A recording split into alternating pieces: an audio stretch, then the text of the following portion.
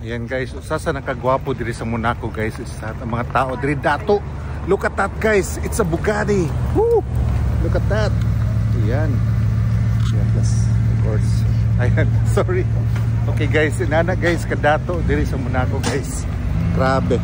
Anyway, we're gonna go there. Hopefully guys, maadtuan na to ang casino guys. Alright, so kung di makaya guys, then watay may mo, balik na lang kita.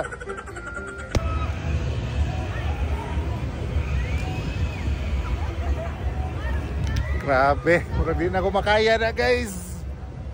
So hindi ko alam guys kung anong occasion ngayon dito sa Monaco kasi ang daming peryahan guys, both sides, no? And maraming restaurants here. And by the way guys, Monaco is known for the Grand Prix, F1 racing, you know. And even this track right here is the racetrack actually of the F1 Formula race Grand Prix here in Monaco, done once a year.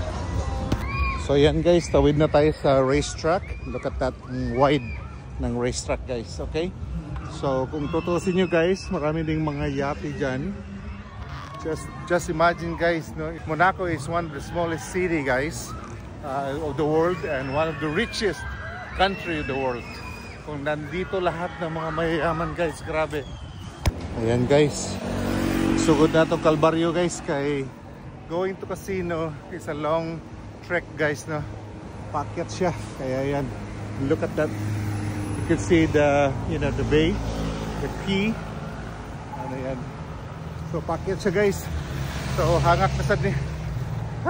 Right guys, so we're halfway na, medyo taas-taas na guys.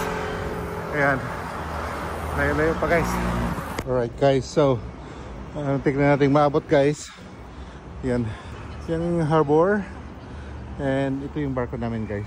Okay, just imagine guys na yung city of Monaco is just around that, just here and the back. So ganun kaliit yung Monaco guys. Alright guys, so finally narating na natin yung center where the casino, Monte Carlo Casino is located. And yan po yung Monte Carlo Casino guys. Ayan, this one naman here is the adjoining part. May mga restaurant sa labas.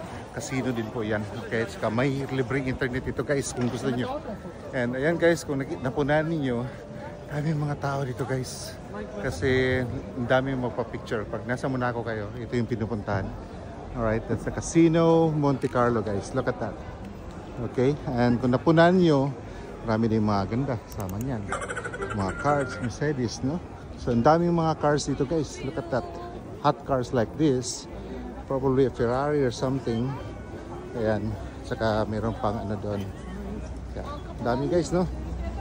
Alright. Porsche and Lamborghini guys. Ayan. Alright. Dami talagang mayayaman. So ayan guys. Yung lingwahe dito guys is spoken, no? Is French. Mostly French kasi malapit siya sa France.